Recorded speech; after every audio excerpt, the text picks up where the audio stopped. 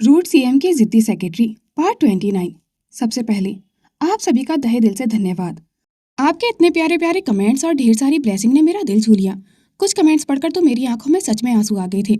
मुझे ऐसा महसूस हुआ कि यूट्यूब सिर्फ एक प्लेटफॉर्म नहीं बल्कि एक खूबसूरत सी फैमिली है, जहाँ मुझे सिर्फ प्यार ही नहीं बल्कि अपनापन भी मिला है। आप लोगों का प्यार, सपोर्ट और आपकी ब्लेसिंग मेरे लिए बहुत मायने रखती हैं। मैं शब्दों में इसे पूरी तरह बयां तो नहीं कर सकती, बस इतना कहना चाहूंगी कि आप सभी मेरी इस छोटी सी कहानियों की दुनिया का सबसे बड़ा हिस्सा हो। मैं अब ये भी नहीं कहूंगी कि ये मेरी आखिरी कहानी है। मुझे मोटिवेट करने के लिए ढेर सारा प्यार और आभार। Thank you for being my family. और वर्तिका और वरदान का ये प्यार भरा सफर आपको कैसा लगा, कमेंट सेक्शन में अपनी राय जरूर दीजिएगा। वरदान ने जैसे ही वर्तिका को अपनी बाहों में ढहते हुए महसूस किया, उसका दिल सच में एक पल के लिए रुक गया था। और उस एक पल में उसने पहली बार डर महसूस किया था उसे खो देने का, जैसे किसी ने उसकी पूरी दुनिया को अचानक खींचकर उससे दूर फेंक दिया हो। उसकी उंगलियां बेकाबू होकर वर्तिका को और कसकर थाम चुकी थीं। गार्ड्स! उसकी आवाज पूरे कमरे में गूंज उठी थी। डॉक्टर को तुरंत बुलाओ, अभी! उसके लहजे में ऐसा आदेश था जिसे टालने की हिम्मत किसी में नहीं थी। उसकी उंगलियां बेकाबू होकर वर्तिका को और कसकर थाम चुकी थीं, जैसे उसकी नब्ज को अपनी उंगलियों में महसूस कर लेना चाहता हो। कुछ नहीं होगा तुम्हें, मैं हूं ना। उसकी आवाज खुद उससे ज्यादा खुद को भरोसा दिला रही थी। वरदान ने जल्दी से उसे अपनी बाहों में उठाकर सोफे पर लिटा दिया था, क्योंकि बेड सुहा की सेज की तरह सजा हुआ था। कमरे में मौजूद हर इंसान के चेहरे का रंग उड़ चुका था। सुलोचना जी, जो अभी तक गुस्से में कांप रही थी, अब जैसे जड़ हो गई थी। उनकी आंखें वर्तिका पर टिक गई थी और अचानक उनके कदम खुद ब खुद उसकी तरफ बढ़ गए थे। वर्तिका बेटा! उनकी आवाज कांप रही थी। उन्होंने जैसे ही वर्तिका के माथे को छुआ, उनके चेहरे का रंग और उड़ गया था। ये इतनी ठंडी क्यों हो रही है? उनकी उंगलियां सच में डर से सिहर उठी थी। सूर्य प्रताप जी, जिनकी आवाज हमेशा पत्थर जैसी मजबूत होती थी, इस बार लड़खड़ा गई थी। जल्दी करो, डॉक्टर कहाँ है? उन्होंने लगभग गरजते हुए कहा, लेकिन उस गरज में भी घबराहट साफ थी। आस्था अब तक खुद को रोक नहीं पाई थी। वो भागकर वरदान के पास पहुंची। उसकी आंखों से आंसू लगातार बह रहे थे। वर्तु, उठना प्लीज! उसकी आवाज टूट चुकी थी, उसके हाथ कांप रहे थे। वरदान की आंखों में इस वक्त सिर्फ दहशत थी। उसने वर्तिका के सिर को बहुत ही कोमलता से अपने सीने से लगा रखा था, जैसे उसे बाहरी दुनिया के हर खतरे से बचा लेना चाहता हो। सुलोचना जी ने जल्दी से उसके माथे को फिर से छुआ। वर्तिका का शरीर बर्फ की तरह ठंडा पड़ रहा था, जिसने उनके भीतर के डर को और बढ़ा दिया था। तभी उन्हें कुछ याद आया और उन्होंने झटके से पीछे मुड़कर अर्नब की ओर देखा। अर्नब! उनकी आवाज में एक अजीब सी हड़बड़ाहट और उम्मीद थी। जल्दी नीचे जा, मिसेस मेहता आई हुई हैं शादी में। वो सीधे हॉस्पिटल से ही आ रही थी। उनके पास उनकी इमरजेंसी किट और दवाइयां जरूर होंगी। उन्हें तुरंत ऊपर लेकर आ। अर्नब ने एक पल की भी देरी नहीं की। वह बिजली की गति से कमरे से बाहर निकला और सीढ़ियों की तरफ भाग गया था। निर्मला और भाविका को उनके अंजाम तक पहुंचा दिया गया था। अभिज्ञान अब पूरी तरह से होश में शांत कदम बढ़ाते हुए कमरे के अंदर आ गया था। अभिज्ञान ने जो कुछ हुआ कमरे में सबको पूरा मामला बता दिया था। वरदान को आज वाकई अपने लिटिल रैबिट की समझदारी पर गर्व हो रहा था, लेकिन अभी भी उसके लिए हर सेकंड जैसे भारी होता जा रहा था। घड़ी की टिक टिक जैसे कमरे में गूंज रही थी। किसी की हिम्मत नहीं हो रही थी कुछ बोलने की। सब बस वर्तिका की सांसों पर टिके थे। वहीं आस्था विश्वास भरी नजरों से अभिज्ञान को देखते हुए उसके सीने से लग जाना चाहती थी, पर अभी उनका मिलन आधा अधूरा ही था। नीचे जश्न का माहौल अभी थमा नहीं था, लेकिन अर्नब के चेहरे का तनाव देख लोग सहम गए थे। उसने भीड़ में इधर उधर नजरें दौड़ाई और जैसे ही उसे डॉक्टर मेहता दिखाई दी, वह लगभग उन्हें खींचते हुए ऊपर की ओर ले भागा था। इधर कमरे में वरदान की हालत ऐसी थी जैसे उसका अपना दम घुट रहा हो। वह बार बार वर्तिका के गालों को थपथपा रहा था। वर्तिका, आंखें खोलो, देखो मैं यही हूँ। उसकी जान निकली जा रही थी। तभी अर्नब डॉक्टर मेहता के साथ कमरे में दाखिल हुआ। डॉक्टर मेहता ने स्थिति की गंभीरता को भांपते हुए तुरंत वरदान के पास घुटनों के बल बैठकर वर्तिका की नब्ज जांची। वरदान, थोड़ा पीछे हो जाओ, उसे हवा आने दो, डॉक्टर मेहता ने शांत लेकिन सख्त लहजे में कहा और अपनी किट खोलते हुए स्टेथोस्कोप बाहर निकाला। बुरा परिवार, सूर्य प्रताप जी, सुलोचना जी और रोती हुई आस्था सांसें रोके डॉक्टर के अगले शब्द का इंतजार करने लगे थे। प्रभा जी और इंद्रप्रस्थ जी भी मेहमानों की फुसफुसाहट सुनकर ऊपर आ गए थे। नीचे निर्मला जी के पागलपन और वर्तिका के बीमार होने की चर्चा हो रही थी। डॉक्टर मेहता ने वर्तिका की नब्ज जांची। डॉक्टर मेहता की उंगलियां एक पल के लिए थम गई थी। कमरे में खड़े हर इंसान की सांस जैसे अटक गई थी। उन्होंने उसकी आंखों की पुतलियों को चेक किया, फिर एक गहरी सांस लेकर मुस्कुराते हुए वरदान की ओर देखा। कमरे में पसरा हुआ तनाव उस एक मुस्कुराहट से जैसे आधा तो कम हो ही गया था। डरने की कोई बात नहीं है मिसेस शेखावत, डॉक्टर मेहता ने सुलोचना जी की तरफ देखते हुए राहत भरी आवाज में कहा।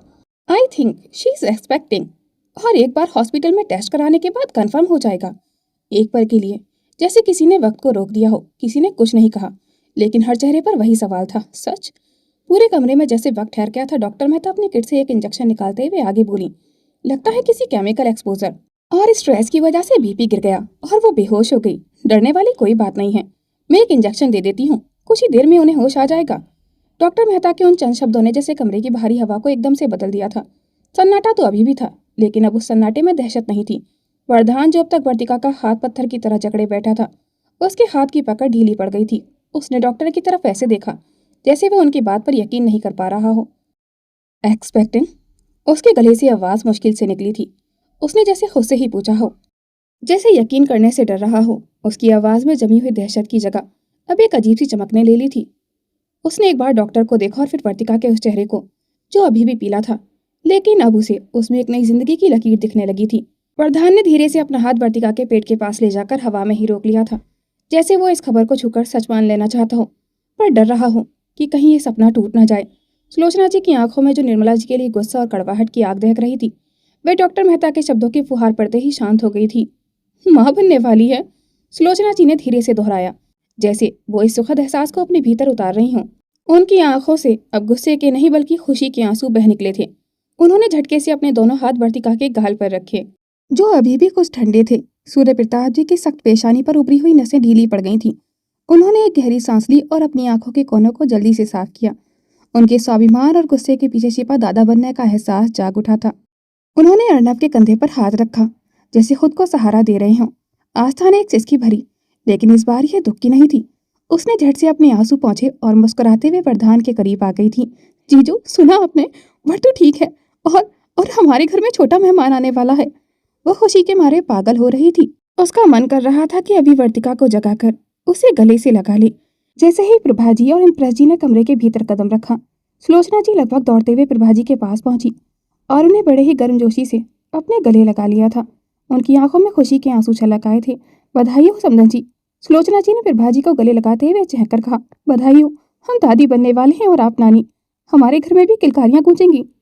प्रभा जी, जो अब तक डर और चिंता में डूबी हुई थी, सुलोचना जी के इस बदले हुए रूप और इतनी बड़ी खुशखबरी को सुनकर जैसे सुध-बुध खो बैठी थी। उनकी आंखों से भी खुशी के आंसू बह निकले थे। उन्होंने भी सुलोचना जी को उतनी ही आत्मीयता से थाम लिया था। वहीं वरदान के मन में हजारों विचार एक साथ दौड़ने लगे थे। वह शौक था, वह समझ ही नहीं पा रहा था कि इस पल खुश हो या दुखी, क्योंकि पिछला 1 घंटा उसके लिए किसी बुरे सपने जैसा था। लेकिन जैसे ही उसने वर्तिका के शांत चेहरे को देखा, उसके मन में बस एक ही ख्याल आया, मेरी लिटिल रैबिट ठीक है। उसके लिए इस वक्त दुनिया की सबसे बड़ी सच्चाई यही थी। सूर्य प्रताप जी और इम्प्रेस जी के चेहरे पर भी जो शिकन थी, वो अब एक सुनहरी चमक में बदल चुकी थी। डॉक्टर मेहता ने खड़े होते हुए सूर्य प्रताप जी की ओर देखा और बधाई देते हुए कहा, सूर्य प्रताप जी, हम तो सिर्फ शादी में शामिल होने आए थे, पर अब तो ये डबल सेलिब्रेशन का माहौल है। हमारे राज्य के सीएम पिता बनने वाले हैं, बहुत बहुत बधाई हो। सुलोचना जी डॉक्टर मेहता के कमरे में घूमती हुई नजरों को महसूस कर रही थी। आखिर घर में शादी थी, पर सब लोग ऊपर के कमरे में मौजूद थे। उन्होंने तुरंत स्थिति को संभालते हुए डॉक्टर मेहता से कहा, जी बिल्कुल डॉक्टर, बस बहू की तबीयत अचानक थोड़ी बिगड़ गई थी, इसलिए हम सब घबरा गए थे। आप चलिए, हम बस कुछ ही देर में वर्तिका की होश में आते ही नीचे आ रहे हैं। आप लोग तब तक नीचे खाना एंजॉय कीजिए। डॉक्टर मेहता के जाने के बाद कमरे में एक भारी खामोशी छा गई थी। वरदान अभी भी वर्तिका का हाथ थामे बैठा था। उसकी निगाहें बस उसकी बंद पलकों पर टिकी थीं। तभी वर्तिका की उंगलियों में हल्की सी हलचल हुई। उसने धीरे से अपनी आंखें खोलीं। रोशनी की वजह से उसकी आंखें एक पल के लिए मिचमिचाईं, लेकिन जैसे ही उसे अपने आसपास के माहौल और सामने वरदान का चेहरा दिखा, उसकी याददाश्त की कड़ियां जुड़ने लगी थीं। उसे याद आया कि कैसे उस कमरे में गैस छोड़ी गई थी, कैसे वीडियो में भाविका वरदान से लिपटी हुई थी।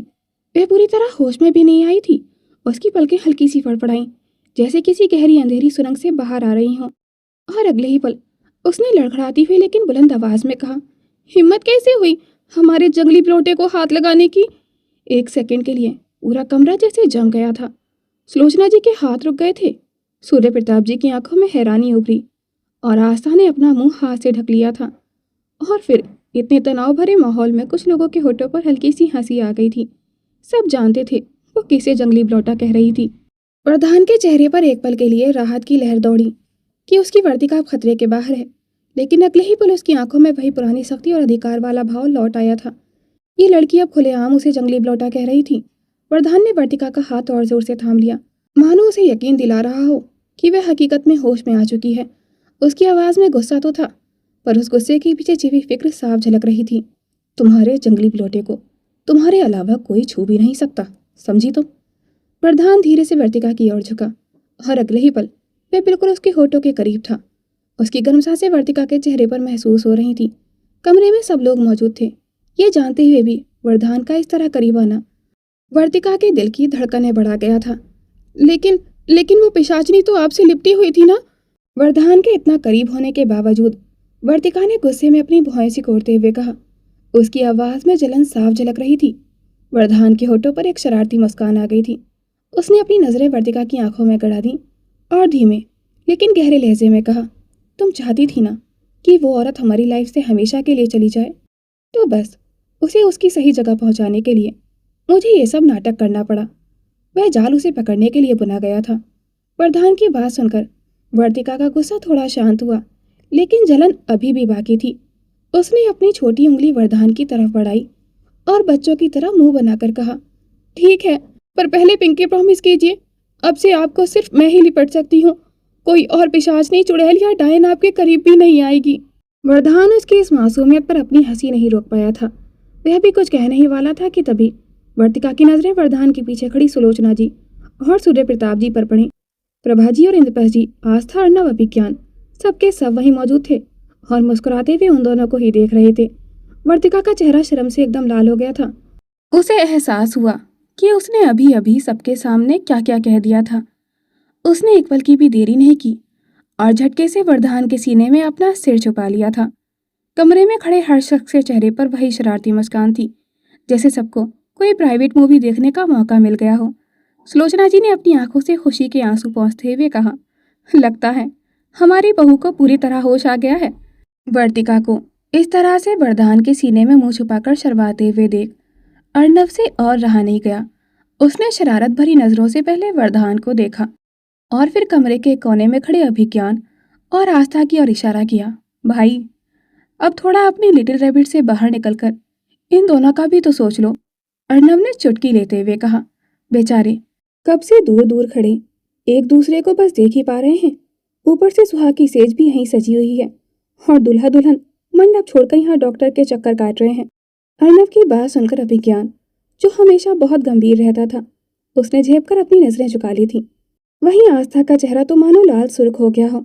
उसने अपनी चुनरी का पल्लू उंगलियों में लपेटते हुए जमीन की ओर देखना शुरू कर दिया था।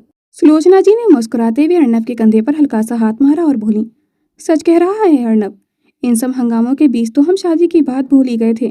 पंडित जी नीचे इंतजार कर रहे होंगे। सूर्य प्रताप जी ने भी अपनी आवाज की गंभीरता वापस लाते हुए कहा, चलो सब, मुहूर्त निकला जा रहा है। अगले कुछ ही मिनटों में शांति वाटिका का माहौल बदल चुका था। जो घर कुछ देर पहले पुलिस की वर्दी और दहशत से भरा था, अब शहनाइयों की गूंज से चहक उठा था। सुलोचना जी और प्रभा जी ने मिलकर वर्तिका को सहारा देकर उठाया। वर्तिका को अभी भी थोड़ा भारीपन महसूस हो रहा था, लेकिन वह इस बात से बिल्कुल अनजान थी कि उसके भीतर एक नन्ही जान ने दस्तक दे दी है। वह तो बस ये सोचकर खुश थी कि जहरीली गैस का असर अब खत्म हो गया है। वरदान ने उसे अपनी आंखों से ओझल नहीं होने दिया था। उसने तय किया था कि वह उसकी प्रेगनेंसी की ये सबसे बड़ी खुशखबरी वर्तिका को तब देगा जब वह बिल्कुल शांत और अकेली होगी। शादी की रस्मों के बाद उनके अपने कुछ खास पल में कुछ ही देर में सब लोग नीचे मंडप में पहुंच चुके थे। अग्निकुंड की लपटें गवाह थीं कि बुराई का अंत हो चुका था और अब एक नई शुरुआत की बारी थी। वरदान ने वर्तिका को कमर से थामकर अपने करीब कर लिया था, जैसे अपनी नन्ही सी जान को महसूस करना चाहता हो। उसके अंदर इतने एहसास उमड़ रहे थे कि वो किसी को बता भी नहीं सकता था। वर्तिका अभी बीच बीच में शर्म से वरदान की पकड़ से छूटने की कोशिश कर रही थी, पर फिर उसने खुद को उसकी बाहों में छोड़ दिया था। वो फिर से उसे गुस्सा नहीं दिलाना चाहती थी। वरदान को अब सिर्फ एक ही चीज गुस्सा दिला सकती थी, वो थी वर्तिका से दूरी। और अब वर्तिका को भी अपनी जंगली बिलौटे की नजरअंदाजी बर्दाश्त नहीं होती थी। सीढ़ियों पर वरदान के इग्नोर करने के बाद उसका दिल कैसे छलनी हुआ था, ये तो बस वही जानती थी। उधर फेरे शुरू हो चुके थे। एक एक वचन, एक एक कदम, दो जिंदगियां धीरे धीरे एक बंधन में बंध रही थीं। आखिरी फेरे के बाद पंडित जी की आवाज गूंजी, अब से आप दोनों पति पत्नी हैं। सिंदूर, मंगलसूत्र, हर रस्म के साथ आस्था और अभिज्ञान का रिश्ता पूरा होता गया था। आस्था की आंखों में आंसू आ गए थे, लेकिन इस बार वो खुशी के थे, क्योंकि अभिज्ञान उसके पापा को उसके सामने ले आया था, जिन्होंने पूरी जिंदगी उसे सिर्फ पैसे भेजना ही अपनी जिम्मेदारी समझा था। आज इंद्रप्रस्थ जी के साथ मिलकर उसका कन्यादान करने पर उनकी आंखें भर आई थीं। शादी की रस्में लगभग पूरी हो चुकी थीं। शांति वाटिका का हॉल अभी भी आस्था और अभिज्ञान की शादी की खुशियों और भावुक पलों से सराबोर था। आस्था को भी अभिज्ञान के कमरे में छोड़ दिया गया था। हर कोई बातों में मशगूल था, लेकिन वरदान की नजरें सिर्फ वर्तिका पर टिकी थीं। वर्तिका, जो अभी कुछ देर पहले तक ऊपर आस्था के साथ हंस रही थी, अब अचानक थोड़ी असहज दिख रही थी। वो बार बार अपने पर्पल लहंगे के पल्लू को ठीक करती और अनजाने में ही अपना हाथ अपने पेट पर रख रही थी। उसके चेहरे पर हल्की सी शिकन थी, जिसे शायद भीड़ में कोई और नहीं देख पा रहा था, पर वरदान की पारखी नजरों से कुछ नहीं छुपता था। उसने देखा कि वर्तिका ने एक दो बार गहरी सांस ली और सोफे के किनारे को सहारा बनाकर खड़े रहने की कोशिश कर रही थी। वरदान बिना एक पल गवाए अपनी जगह से उठा और उसके करीब आ गया था, इससे पहले कि वर्तिका को समझ पाती। वरदान ने झुककर बेहद सहजता और मजबूती से उसे अपनी बाहों में उठा लिया था। वरदान जी! वर्तिका के मुंह से एक दबी हुई आवाज निकली। उसकी आंखें हैरानी से फैल गई थीं और उसने घबराकर अपने हाथ वरदान के कंधों पर टिका दिए थे। हॉल में मौजूद सुलोचना जी, प्रभा जी और यहाँ तक कि अभिज्ञान भी हैरान रह गए थे। वरदान जी, सब देख रहे हैं, नीचे उतारिए मुझे, वर्तिका ने फुसफुसाते हुए कहा। उसका चेहरा शर्म से लाल हो चुका था, लेकिन वरदान तो वरदान था। उसे न दुनिया की परवाह थी, न किसी के देखने की। उसके चेहरे पर वही चिरपरिचित शांति थी, लेकिन आंखों में वर्तिका के लिए एक गहरा अधिकार। उन्हें सोचने दो, उसने बेहद सपाट लेकिन गहरे लहजे में कहा। फिलहाल मुझे सिर्फ तुम्हारी फिक्र है। कुछ ही देर में वो दोनों कमरे में पहुंच गए थे। उसने वर्तिका को इतनी कोमलता से बेड पर रखा जैसे वो कोई कांच की गुड़िया हो। वर्तिका कुछ कहने ही वाली थी कि वरदान ने बेहद सावधानी से वर्तिका की कमर के नीचे तकिया सेट किया ताकि उसे आराम मिल सके। वर्तिका बेड के सिरहाने टिकी हुई थी।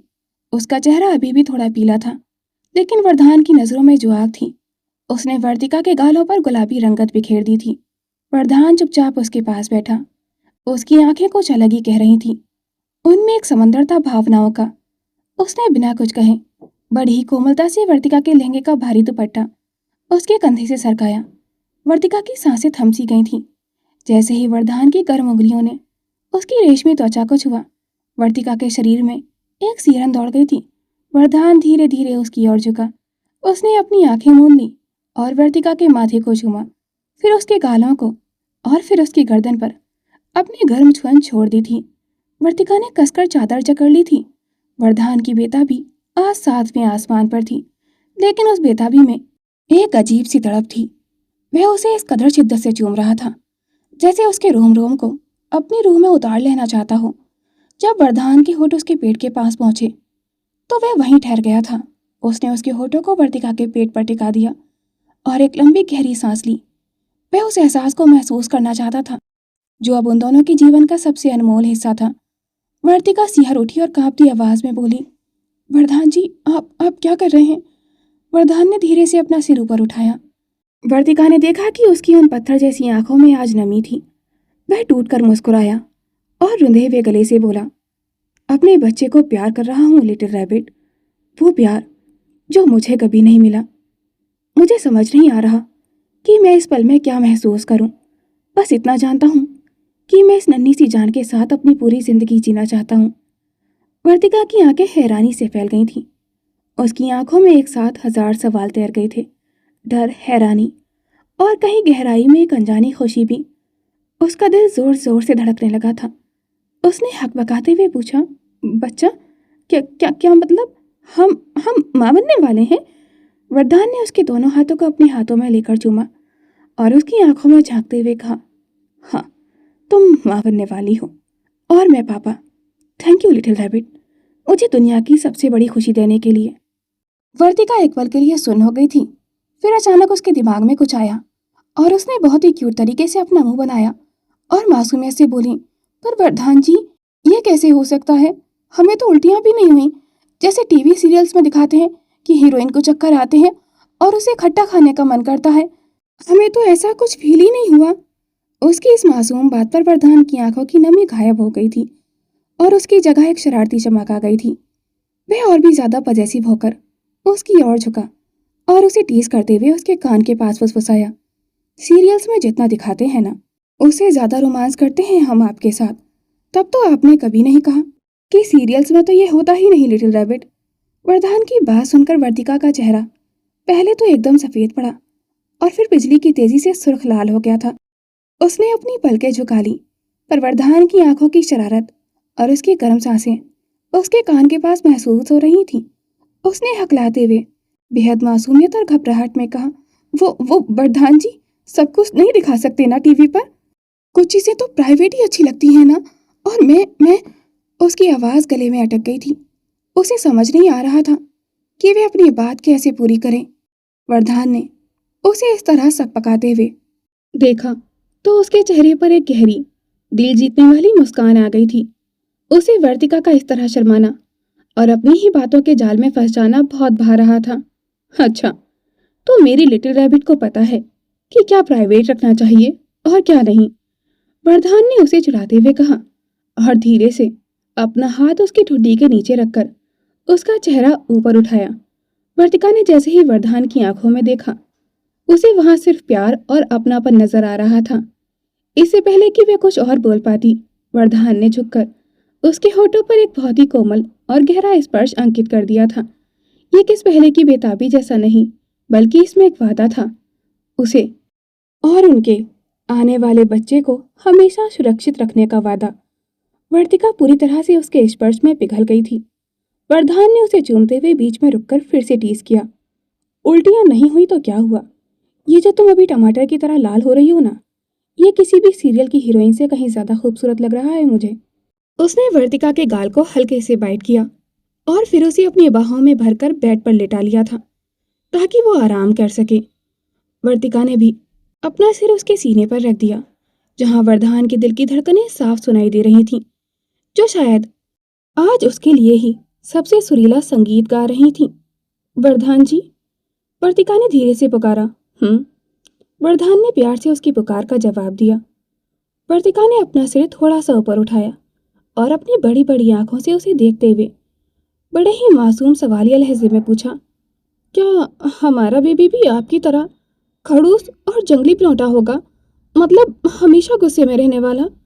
वरदान, जो उसे बड़े प्यार से निहार रहा था, खड़ूस और जंगली बिलौटा। वरदान ने अपनी भारी आवाज में दोहराया, जिसमें अब एक मखमली चुटकी थी। लिटिल रैबिट, तुम भूल रही हो कि इस जंगली बिलौटे के साथ ही तुम इस वक्त इस कमरे में कैद हो। और जहां तक गुस्से की बात है, तो मेरा बच्चा कम से कम तुम्हारी तरह इनोसेंट तो नहीं होगा कि टीवी सीरियल्स को देख देख कर अपनी असल जिंदगी का फैसला करे। वर्तिका ने अपनी पलकें झपकाई और चिढ़ते हुए अपना हाथ उसके सीने पर टिका दिया था। देखिए वरदान जी, आप फिर से मेरा मजाक उड़ा रहे हैं। मैं तो बस सीरियसली पूछ रही थी। अगर वो भी आपकी तरह हर बात पर हूँ और ना करेगा, तो मैं तो बोर ही हो जाऊंगी ना। मुझे तो ऐसा बेबी चाहिए जो खूब सारी बातें करे मेरी तरह। अच्छा, यानी एक और छोटा सा रेडियो स्टेशन घर में? प्रधान ने उसे टीज करते हुए कहा। वह थोड़ा और झुका और उसके चेहरे के इतने करीब कि वर्तिका को उसकी गर्म सांसें अपनी त्वचा पर महसूस होने लगी थी। वरदान ने क्यूटली उसके गालों पर पिंच किया और बोला, नहीं, मुझे एक और रेडियो नहीं चाहिए, मेरे लिए तुम ही काफी हो। वर्तिका ने वरदान की बात पर गुस्से से मुंह फुलाते हुए कहा, मैं रेडियो लगती हूँ आपको? नहीं हो क्या? वरदान ने उसके करीब झुकते हुए कहा। आप बहुत खराब हैं। वर्तिका ने चिढ़ते हुए कहा, हमेशा मुझे अपनी बातों में फंसा लेते हैं। वरदान ने उसके कान के पास झुककर अपनी आवाज को और भी गहरा कर लिया। मैं तो तुम्हें फंसाना चाहता भी नहीं था। तुम खुद ही इस जंगली प्लॉटे के इलाके में चली आई, और अब जब यहाँ आ ही गई हो तो सजा तो भुगतनी पड़ेगी। इससे पहले कि वर्तिका कुछ और कह पाती या अपनी मासूमियत भरी दलीलें पेश करती, वरदान ने अपनी मजबूत बाहों का घेरा उसके गिर्द और कस लिया था। वर्तिका ने शर्म के मारे अपनी आंखें मूंद ली थी और उसकी पकड़ से छूटने की कोशिश करने लगी थी। वरदान बहुत जुनून से उसे देख रहा था, लेकिन अगले ही पल उसने अपनी बेताबी पर काबू पाया और बहुत ही शिद्दत के साथ उसे चूमने लगा था। वहीं दूसरी तरफ अभिज्ञान और आस्था के कमरे में एक रूहानी सन्नाटा पसरा हुआ था। दूधिया रोशनी में नहाई हुई सुहाग की सेज पर आस्था बैठी हुई थी। उसका पूरा वजूद शर्म और हया से सिमटा जा रहा था। लाल जोड़े में लिपटी घूंघट के पीछे छुपी उसकी आंखें फर्श को तक रही थीं। दिल की धड़कनें इतनी तेज थीं कि उसे डर था कि कहीं अभिज्ञान सुन न ले। तभी दरवाजा खुलने और बंद होने की हल्की सी आवाज आई। अभिज्ञान अंदर आया। उसकी आहट पाते ही आस्था का पूरा शरीर सिहर उठा था। अभिज्ञान धीरे धीरे बेड के करीब आया और उसके सामने घुटनों के बल बैठ गया था। कुछ पल तक वो बस उसे निहारता रहा, उस पल को महसूस करता रहा जिसका सपना उसने ना जाने कितनी रातों से देखा था। उसने कांपते हाथों से आस्था का घूंघट धीरे धीरे ऊपर उठाया और जैसे ही उसका चांद सा चेहरा सामने आया, अभिज्ञान की सांसें जैसे ठहर गई थीं। सुर्ख लाल रंग में रंगी आस्था अपनी पलकें झुकाए किसी अप्सरा से कम नहीं लग रही थी। अभिज्ञान ने अपनी उंगलियों से उसके चेहरे को छुआ, जैसे यकीन कर रहा हो कि ये हकीकत है। उसने झुककर आस्था के माथे को चूमा, फिर उसकी आंखों को, और अंत में उसके कांपते हुए होठों पर अपने होठ रख दिए थे। ये किसी एक एहसास था, एक वादा था और बरसों के इंतजार का अंत था। उसने बहुत ही धीमी लेकिन भावनाओं से भरी आवाज में कहा, 3 साल इंतजार किया है मैंने तुम्हें इतने करीब से महसूस करने के लिए। आस्था, हर लम्हा, हर दिन एक सदी की तरह लगा, पर आज तुम्हें अपनी बाहों में पाकर जैसे मेरी सारी तपस्या सफल हो गई। आस्था ने शर्माते हुए अपनी आंखें ऊपर उठाईं, जिनमें प्यार का समंदर हिलोरे ले रहा था। उसने धड़कते दिल के साथ अभिज्ञान के मजबूत कंधों को थाम लिया, जैसे खुद को संभाल रही हो। उसकी आंखों से खुशी के 2 आंसू छलक पड़े थे। अभिज्ञान ने उन आंसुओं को अपने होठों से चुन लिया और फिर पूरी शिद्दत के साथ अपना प्यार उस पर लुटाने लगा था। आखिरकार इतनी मुश्किलों, साजिशों और इंतजार के बाद उसे भी अपनी मंजिल, अपना प्यार मिल ही गया था। वो रात गवाह थी उनके मिलन की, जो रूह से रूह तक का सफर तय कर रहा था।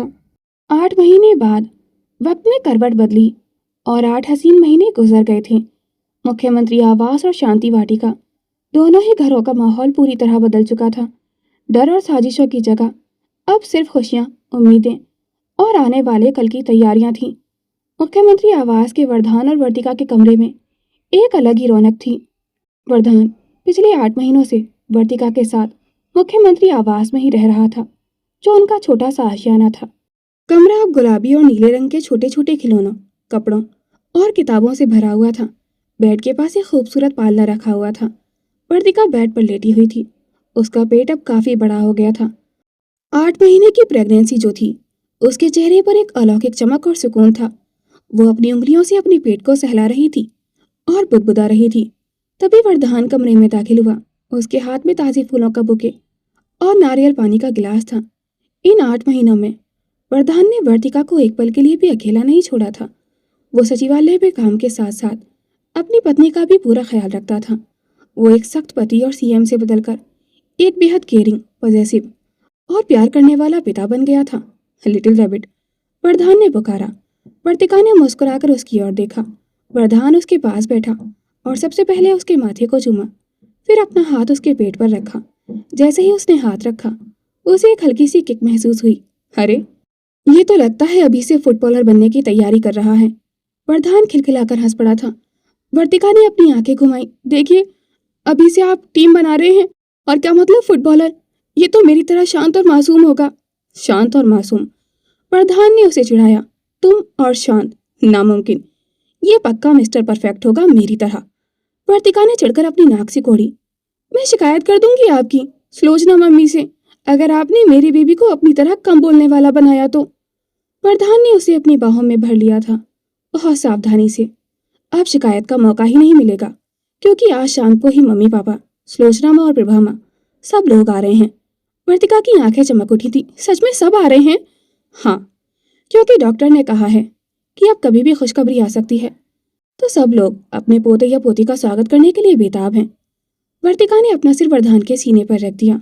वर्धान जी, पर मुझे तो बहुत डर लग रहा है। वर्धान ने उसे और करीब खींच लिया था। डर कैसा लिटिल रैबिट, मैं हूं ना तुम्हारे पास हमेशा। उसने कमरे की लाइट को मध्यम किया। वर्धान धीरे से बेड के पास बैठा। उसने बहुत ही कोमलता से वर्तिका के ठंडे हाथ को चूमा और फिर झुककर अपने तपते होठ उसके माथे पर रख दिए थे। उसके बालों को सहलाते हुए वह रूंधी हुई आवाज में बुदबुदाया, I really love you little rabbit. बहुत प्यार करता हूँ तुमसे, हर चीज से ज्यादा, खुद से भी ज्यादा। वर्तिका की आंखों में देखते ही देखते आंसू भर आए थे।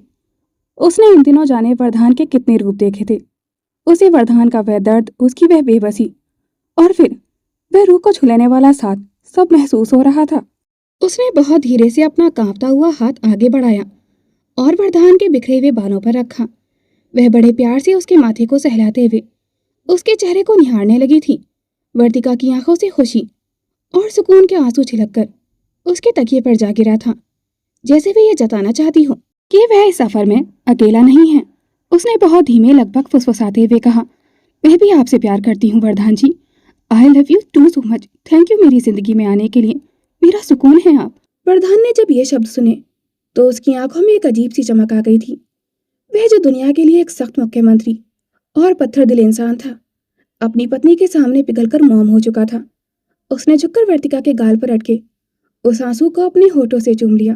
पागल हो तुम, वरदान ने उसकी आंखों में आंखें डालकर कहा। उसका स्वर अब और भी गहरा हो गया था। थैंक यू तो मुझे कहना चाहिए वर्तिका, कि तुमने इस पत्थर दिल इंसान की वीरान जिंदगी को खुशियों से भर दिया। अगर तुम ना होती तो शायद मैं आज भी सिर्फ एक मशीन की तरह जी रहा होता। वर्तिका ने शरारत से अपनी भीगी पलकें झपकाई और बहुत क्यूट अंदाज में कहा, तो फिर अब से आप मुझे तंग नहीं करेंगे ना? वर्तिका की बात सुनकर वरदान के चेहरे पर शरारती एक्सप्रेशन आ गए थे। वरदान ने झुककर अपनी नाक वर्तिका की गर्दन के पास टिका दी थी।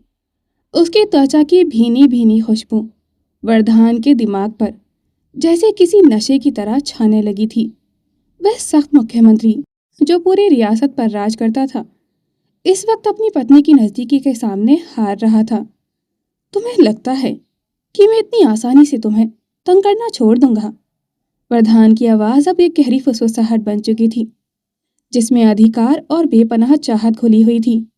वर्तिका ने उसे रोकने के लिए अपने हाथ उसके चौड़े सीने पर रखे, लेकिन जैसे ही उसके हाथों ने वरदान की शर्ट के नीचे उसकी तेज धड़कनों को महसूस किया, उसकी खुद की हिम्मत जवाब दे गई थी। सुनिए, कोई आ जाएगा, काकी बाहर ही हैं। दरवाजा बंद है वर्तिका, वरदान ने सरगोशी करते हुए कहा। कमरे की मध्यम रोशनी में वक्त जैसे थम सा गया था। वरदान की वह शरारत अब बेपनाह और अटूट जुनून में बदल चुकी थी। अगले कुछ समय तक उसने वर्तिका को अपनी बाहों के घेरे से एक पल के लिए भी आजाद नहीं होने दिया था। कभी उसके कानों के पास अपनी भारी आवाज में कुछ शरारती बातें फुसफुसाता, तो कभी अपनी उंगलियों से उसकी कमर पर एक मीठी सी हलचल पैदा कर देता। वर्तिका की हालत ऐसी थी कि वह ना तो उसे रोक पा रही थी और ना ही उस नशे से बाहर आना चाहती थी। वरदान के होंठ बार बार उसके कंधों, उसकी गर्दन और उसके संवेदनशील हिस्सों को अपना निशाना बना रहे थे, जहां उसकी छुअन बिजली की तरह कौंध रही थी। वर्तिका की सांसें अब भी बेतरतीब थीं और उसका शरीर वरदान की हर हरकत पर एक नई सिरन महसूस कर रहा था। काफी देर तक उस मीठी तड़प और सताने के बाद वरदान ने आखिरकार एक गहरी सांस ली। उसने वर्तिका की बिखरी हुई जुल्फों को सलीके से पीछे किया और उसे पूरी ताकत से अपने चौड़े सीने से लगा लिया था। वर्तिका का चेहरा उसके दिल की धड़कनों के ठीक ऊपर था। वरदान ने उसकी ठोड़ी को ऊपर उठाया। उसकी आंखों में एक ऐसी नमी और गहराई थी जो सिर्फ और सिर्फ वर्तिका के लिए आरक्षित थी। उसने बहुत ही संजीदगी और दबी हुई आवाज में कहा, शुक्र मनाओ लिटिल रैबिट कि तुम अभी प्रेग्नेंट हो। अगर हमारा बच्चा बीच में ना होता तो यकीन मानो वरदान सिंह शेखावत आज तुम्हें सुबह होने तक इस बिस्तर से उठने नहीं देता।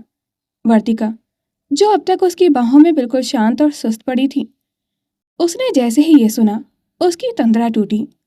उसने अपनी बड़ी बड़ी आंखें सिकोड़ी और अपना मुंह घड़े जैसा फुला लिया था। वही मासूमियत भरा पाउट जो वरदान की कमजोरी थी। उसने वरदान के सीने पर अपनी नन्ही मुट्ठी से एक हल्का सा मुक्का मारा और बड़ी ही क्यूटनेस के साथ चहकते हुए कहा, अच्छा, बहुत शरीफ बन रहे हैं आप तो। और ये जो आप हमारे साथ गलत गलत हरकतें कर रहे थे, वो क्या था? उसे क्या हम सत्संग समझें? वरदान ने वर्तिका की उस मासूम सी शिकायत और सत्संग वाले ताने को सुनकर एक गहरी और दिलकश हंसी हंसी। उसने वर्तिका की नन्ही मुट्ठी को बीच हवा में ही दबोच लिया और उसे चूमते हुए अपनी नशीली आंखों से उसे निहारा। सत्संग, वाकई वर्तिका, वरदान ने शरारत से अपनी भौहें सिकोड़ी और उसे थोड़ा और अपनी ओर खींच लिया था। अगर ये सत्संग था तो यकीन मानो मैं उम्र भर इस भक्ति में लीन रहने को तैयार हूँ। और रही बात गलत गलत हरकतों की, तो अपनी पत्नी पर हक जताना पाप है क्या? वर्तिका ने अपनी नजरें चुराई। उसके गाल अब भी लाल थे। और वैसे भी अभी तो मैंने सिर्फ ट्रेलर दिखाया है। एक बार तुम्हारी डिलीवरी होने दो, तब पता चलेगा कि सीएम वरदान सिंह शेखावत ने खुद को कितने अनुशासन में रखा हुआ है। वर्तिका ने चिढ़ते हुए अपना मुंह दूसरी तरफ घुमा लिया। बड़े आए अनुशासन वाले, बाहर दुनिया के सामने तो ऐसे बनते हैं जैसे पत्थर की मूरत हो, और यहाँ यहाँ तो बिल्कुल। बिल्कुल क्या? प्रधान ने उसके कान के पास फुसफुसाते हुए पूछा। बिल्कुल बिगड़ैल सीएम हैं आप। वर्तिका ने शर्माते हुए अपना चेहरा तकिए में छुपा लिया था। प्रधान ने उसे फिर से अपनी ओर घुमाया और उसके माथे पर अपनी मोहब्बत की मोहर लगा दी थी और प्यार से फुसफुसाया। हम जो भी हैं, जैसे भी हैं, सिर्फ आपके हैं। वक्त रेत की तरह फिसल गया था और आखिरकार वो दिन आ ही गया जिसका सबको इंतजार था। मुख्यमंत्री आवास के गलियारों में आज एक अजीब सी बेचैनी और गहमा गहमी थी। वर्तिका को अपने बर्थडे के दिन ही लेबर पेन शुरू हो चुके थे और उसे तुरंत हॉस्पिटल ले जाया गया था। आज वरदान और वर्तिका के बर्थडे की पार्टी थी, पर अब हॉस्पिटल के लेबर रूम के बाहर पूरा परिवार जमा था। सुलोचना जी बार बार अपनी माला फेर रही थी। प्रभा जी और इंद्रप्रस्थ जी की आंखों में चिंता और उम्मीद का मिला जुला भाव था। सूर्य प्रताप जी और अर्नब गलियारे में चक्कर लगा रहे थे, जबकि आस्था और अभिज्ञान एक दूसरे का हाथ थामे प्रार्थना कर रहे थे। लेकिन लेबर रूम के अंदर का नजारा सबसे अलग था। वरदान ने साफ कह दिया था कि वह अपनी लिटिल रैबिट को इस दर्द से अकेले नहीं गुजरने देगा। वह नीले रंग का सर्जिकल गाउन पहने वर्तिका के सिरहाने बैठा। उसका हाथ पत्थर की तरह मजबूती से जकड़े हुए था। वर्तिका दर्द से बेहाल थी।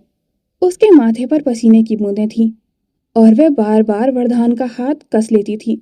वरदान जी, मैं नहीं कर पा रही। वर्तिका की आवाज दर्द के मारे टूट रही थी। वरदान ने झुककर उसके माथे से भीगी जुल्फें हटाईं और उसकी आंखों में झांकते हुए कहा, तुम बहुत स्ट्रांग हो वर्तिका, बस थोड़ा सा और, मैं यहीं हूं, कहीं नहीं जा रहा। वर्तिका को दर्द से तड़पता देख वरदान की जान निकली जा रही थी। जहां वो उसकी आंखों में आंसू बर्दाश्त नहीं कर पाता था, वहीं आज उसकी लिटिल रैबिट दर्द से तड़प रही थी। डॉक्टर के निर्देशों के बीच वरदान लगातार उसे हिम्मत देता रहा था। वह उसे चूमता, उसका हाथ सहलाता और उसे यकीन दिलाता कि वह इस जंग में अकेली नहीं है। जब दर्द अपनी चरम सीमा पर था तो वर्तिका ने वरदान का हाथ इतनी जोर से भींचा कि उसके नाखून के निशान वरदान के हाथ में गड़ गए थे। पर वरदान की पलक तक नहीं झपकी थी। उसकी आंखों में इस वक्त सिर्फ वर्तिका के लिए फिक्र थी। और फिर अचानक एक नन्ही, जोरदार और गूंजती हुई किलकारी पूरे लेबर रूम में गूंज उठी थी। कमरे में खामोशी छा गई थी। सिर्फ उस नन्ही जान की आवाज सुनाई दे रही थी। वर्तिका बेहोश हो चुकी थी। वरदान की सांसें उसे बेहोश देखकर जैसे अटकी गई थीं। उसकी नजरें तुरंत वर्तिका के चेहरे पर टिक गईं। वो बिल्कुल निढाल बेहोश पड़ी थी। वर्तिका! उसकी आवाज पहली बार कांपी थी। उसने झट से उसका चेहरा अपने हाथों में लिया। वर्तिका, आंखें खोलो। लिटिल रैबिट, देखो, मैं यहाँ हूँ। लेकिन कोई जवाब नहीं था। उसके सीने में जैसे घबराहट ने जड़ें जमा ली थीं। अभी कुछ पल पहले तक जो आदमी हर हालात पर काबू रखता था, आज पहली बार पूरी तरह बिखरने की कगार पर था। डॉक्टर, ये उठ क्यों नहीं रही? उसकी आवाज में वो खौफ था जो उसने कभी किसी को नहीं दिखाया। डॉक्टर ने तुरंत आगे बढ़कर वर्तिका की हालत चेक की, फिर शांत लेकिन भरोसे से भरी आवाज में बोली, मिस्टर शेखावत, रिलैक्स, चिंता की कोई बात नहीं है। डिलीवरी के बाद अक्सर एग्जॉशन की वजह से पेशेंट बेहोश हो जाती है। ये नॉर्मल है, आप बिल्कुल चिंता मत कीजिए। इनके सभी वाइटल्स नॉर्मल हैं। उन्हें बस कुछ घंटों की आराम की जरूरत है। वो जल्दी ही होश में आ जाएंगी। वरदान कुछ सेकंड तक उन्हें बस देखता रह गया। उसने एक लंबी और गहरी सांस ली, जैसे उसके फेफड़ों में जान दोबारा लौटी हो। उसने वर्तिका के पसीने से भीगे माथे को बहुत ही कोमलता से चूमा और फिर धीरे से अपना हाथ पीछे किया। तभी नर्स ने एक नरम कपड़े में लिपटे हुए उस नन्हे से बच्चे को वरदान की ओर बढ़ाया। वरदान ने पहली बार उस छोटी सी जान को देखा था। वह बच्चा जिसकी ये बंद आंखें और नन्ही सी नाक बिल्कुल वरदान की अक्स जैसी थी। वरदान ने कांपते हाथों से बहुत ही सावधानी से अपने बेटे को अपनी मजबूत बाहों में लिया। वह बच्चा इतना छोटा और नाजुक था कि वरदान को डर लग रहा था कि कहीं उसकी मजबूत पकड़ उसे चुभ ना जाए। जैसे ही वरदान ने उसे अपने सीने से लगाया, बच्चे ने अपनी नन्ही सी उंगली से वरदान की शर्ट को छू लिया था। उस स्पर्श ने वरदान के भीतर जैसे भावनाओं का सैलाब ला दिया था। वरदान के होठों पर एक ऐसी मुस्कान आई जो शायद वर्तिका ने भी कभी नहीं देखी थी। उसने बच्चे के मखमल जैसे गालों को बहुत आहिस्ता से छुआ और रुंधे हुए गले से बेहद संजीदगी के साथ बुदबुदाया, मैं तुम्हें दुनिया की हर खुशी दूंगा। वह एक पल रुका, फिर उसकी आवाज और गहरी हो गई थी, तुम्हें कभी किसी चीज की कमी महसूस नहीं होने दूंगा, कभी भी नहीं। उसने झुककर अपने बेटे के माथे को चूमा, जैसे अपनी सारी मोहब्बत उस एक स्पर्श में भर देना चाहता हो। फिर उसकी नजर वर्तिका पर गई। वो अभी बेहोश थी, लेकिन उसके चेहरे पर एक सुकून था। वरदान ने अपने बेटे को सीने से लगाए हुए वर्तिका को देखा और धीमे फुसफुसाया, thank you little rabbit. Labour room के बाहर का माहौल किसी उत्सव से कम नहीं था। जैसे ही नर्स ने बाहर आकर घोषणा की, बधाई हो, मुख्यमंत्री जी को पुत्र रत्न की प्राप्ति हुई है। पूरे गलियारे में खुशी की लहर दौड़ गई थी। सूर्य प्रताप जी, जो हमेशा अपने अनुशासन और रुतबे के लिए जाने जाते थे, आज अपनी खुशी पर काबू नहीं रख पाए थे। उन्होंने तुरंत अपनी जेब से नोटों की एक गड्डी निकाली, जो कि पूरे 1 लाख रुपए की थी। खुश होकर नर्स के हाथ में थमा दी थी। आज हमारे घर का चिराग आया है, जाओ पूरे दिल्ली शहर में मिठाइयां बंटवा दो। उन्होंने अर्नब की ओर देखते हुए कहा, कोई भी गरीब आज खाली हाथ नहीं जाना चाहिए। सूर्य प्रताप जी की गरजती आवाज में आज गर्व और ममता घुली हुई थी। सुलोचना जी और प्रभा जी ने एक दूसरे को गले लगा लिया था। उनकी आंखों में भी खुशी के आंसू थे। कुछ दिनों बाद एक भव्य नामकरण समारोह आयोजित किया गया, जहां पूरे राजसी ठाट बाट के साथ नन्हे राजकुमार का नाम रखा गया, विहान सिंह शेखावत। 5 साल बाद मुख्यमंत्री आवास। वक्त अपनी रफ्तार से गुजर गया था और 5 साल बीत गए थे। मुख्यमंत्री आवास, जो कभी सिर्फ फाइलों और गंभीर चर्चाओं का केंद्र था, अब एक छोटे से जंगली ब्लॉटे की धमाचौकड़ी से गूंजता रहता था। विहान, रुक जाओ, आज तुम्हें कोई नहीं बचा सकता। वर्तिका हाथ में बेलन लिए रसोई से बाहर भागते हुए चिल्लाई। उसका चेहरा गुस्से से लाल था, लेकिन उस गुस्से में भी वही पुरानी मासूमियत झलक रही थी। 5 साल के विहान ने जैसे ही अपनी मम्मा को बेलन लिए आते देखा, वे फुर्ती से हॉल की ओर भागा। तभी बाहर से सायरनों की आवाज गूंजी और मुख्यमंत्री वरदान सिंह शेखावत का काफिला गेट के अंदर दाखिल हुआ। वरदान जैसे ही अपनी कार से उतरे, विहान बिजली की गति से दौड़कर उनके पैरों से लिपट गया था और उनके पीछे छुप गया था। डैड, डैड बचाइए मुझे, मम्मा बहुत डरावनी हो गई है, बिल्कुल वैम्पायर की तरह। विहान ने वरदान की पैंट पकड़कर पीछे से झांकते हुए कहा। विहान में वर्तिका की तरह एक आदत तो थी, वो भी सभी को अलग अलग तरह के नेम टैग दिया करता था। वरदान के साथ आए सुरक्षा गार्ड और अधिकारियों का काफिला वरदान के एक इशारे पर तुरंत दूसरी तरफ मुड़कर खड़ा हो गया था। वह जानते थे कि मुख्यमंत्री साहब के लिए ये प्राइवेट फैमिली टाइम है। वरदान ने मुस्कुराते हुए नीचे झुककर विहान को अपनी गोदी में उठाया।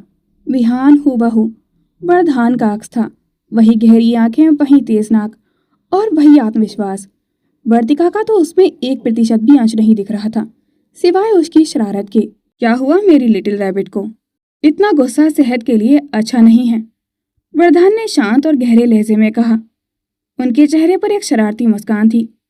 वर्तिका ने बेलन नीचे किया और अपनी आंखों में आए आंसुओं को रोकने की कोशिश करते हुए कहा, आप भी बात मत करिए, मुझे आपसे भी बात नहीं करनी। आप दोनों बाप बेटे एक जैसे हैं। विहान को भी सब याद रहता है और आपको सचिवालय की हर फाइल याद रहती है, पर मेरा बर्थडे याद नहीं रहा। आप जानते हैं कि हम तीनों का बर्थडे एक ही दिन आता है। मैंने सुबह उठते ही आप दोनों को विश किया, पर अब रात के 8 बज रहे हैं और किसी ने मुझे एक हैप्पी बर्थडे तक विश नहीं किया। वर्तिका का गला भराया था। मैं पागल हूँ जो ख्याली पुलाव पका रही थी कि शायद मेरा परिवार मुझे सरप्राइज देगा, पर यहाँ तो किसी को मेरी कोई परवाह भी नहीं है। और ये विहान, ये अपनी टीचर को बर्थडे विश कर रहा था मुझे छोड़कर, तो क्या मुझे गुस्सा नहीं आएगा? मेरी फीलिंग की किसी को परवाह ही नहीं है। वरदान और विहान दोनों ने एक दूसरे की तरफ देखा और एक जैसी स्मृति। विहान ने वरदान की आंखों में इशारा किया। समय आ गया था।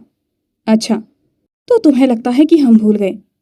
वरदान ने गंभीर होने का नाटक करते हुए कहा। विहान ने वरदान के कंधे पर हाथ रखा और चिल्लाकर कहा, सरप्राइज मम्मा। जैसे ही विहान ने आवाज दी, पूरे गार्डन की लाइटें एक साथ जल उठी थीं। फूलों की बारिश होने लगी थी और पीछे से सुलोचना जी, सूर्य प्रताप जी, आस्था, अभिज्ञान और पूरा परिवार एक बड़ा सा केक लेकर बाहर आ गया था, जिस पर लिखा था, happy birthday to our 3 stars. Vartika हैरान रह गई थी। वरदान ने उसे कमर से थामकर उसे अपने करीब खींच लिया था।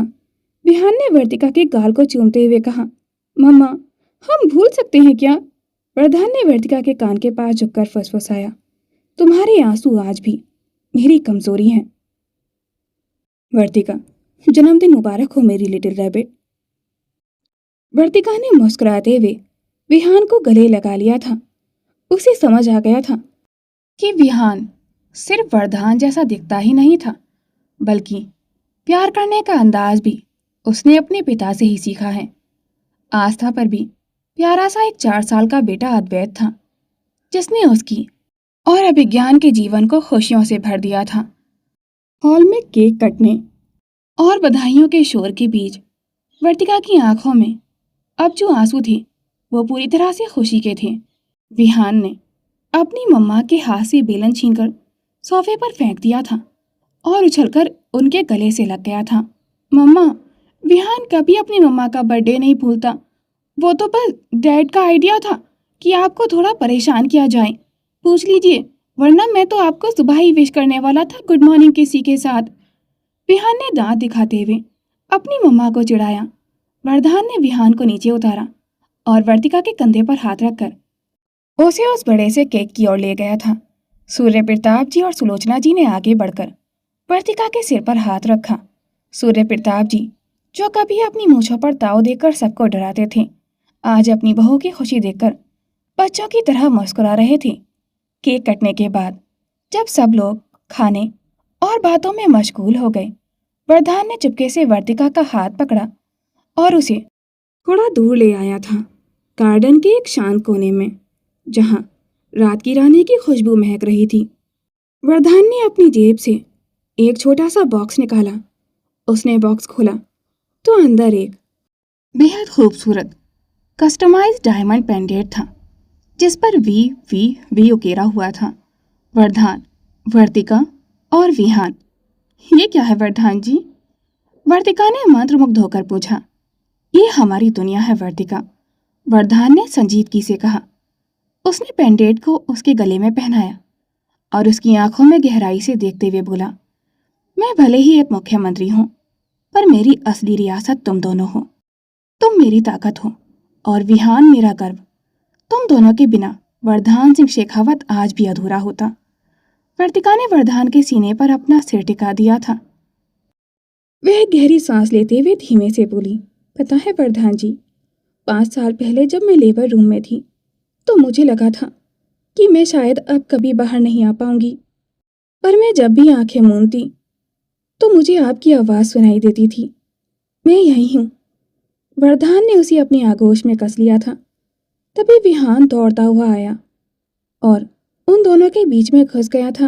अरे, आप लोग फिर से मुझे छोड़कर अकेले अकेले प्यार कर रहे हैं? डैड, ये चीटिंग है। मम्मा से मैं और आप इक्वली प्यार करते हैं। वरदान और वर्तिका दोनों खिलखिलाकर हंस पड़े थे। वरदान ने झुककर विहान को गोद में लिया और दूसरे हाथ से वर्तिका को थाम लिया था। गार्डन की रोशनी में दूर से पूरा परिवार उन्हें देख रहा था। एक ऐसी फैमिली जो नफरत और साजिशों की आग से तपकर कुंदन बनी थी। आज शांति वाटिका में कोई डर नहीं था, कोई खामोशी नहीं थी, बस एक अटूट विश्वास और प्यार था। चांदनी रात की छांव में मुख्यमंत्री आवास आज सिर्फ एक सरकारी बंगला नहीं, बल्कि एक मुकम्मल और खुशहाल और प्यारा सा आशियाना लग रहा था। वक्त ने बहुत कुछ बदला था, दर्द को यादों में और यादों को मुस्कुराहटों में बदल दिया था। जिस घर में कभी सन्नाटा और सख्ती गूंजती थी, आज वहां एक नन्ही सी हंसी हर कोने को जिंदा रखती थी। वरदान, जो कभी अपने जज्बातों को छुपाकर रखता था, आज उसी के सीने से लगकर एक छोटा सा हाथ उसे हर रोज इंसान बना देता था। और वर्तिका, वो अब भी वही थी, उसकी लिटिल रैबिट। बस अब उसकी दुनिया थोड़ी और बड़ी हो गई थी। एक शरारती, जिद्दी और बिल्कुल उसकी और वरदान के जैसा बेटा। विहान और शेखावत इंडस्ट्रीज की फाइनेंस डिपार्टमेंट की जिम्मेदारी जो वो अकेले ही संभाल रही थी। कहते हैं ना, कुछ रिश्ते वक्त के साथ नहीं बदलते, बल्कि वक्त खुद उन रिश्तों के हिसाब से बदल जाता है। वरदान, वर्तिका और विहान तीनों अब सिर्फ एक परिवार नहीं थे, वो एक दूसरे की दुनिया थे। और शायद यही हर कहानी का सबसे खूबसूरत अंत होता है, जहाँ सफ़र ख़त्म नहीं होता, बल्कि एक नई शुरुआत बन जाता है। Happy ending. दोस्तों, इस कहानी में आपको सबसे अच्छी बात क्या लगी और किस किरदार ने आपके दिल में जगह बनाई और कौन सा सीन आपका फेवरेट था? कमेंट सेक्शन में आज अपनी राय देना बिल्कुल भी मत भूलिएगा। Thanks for watching.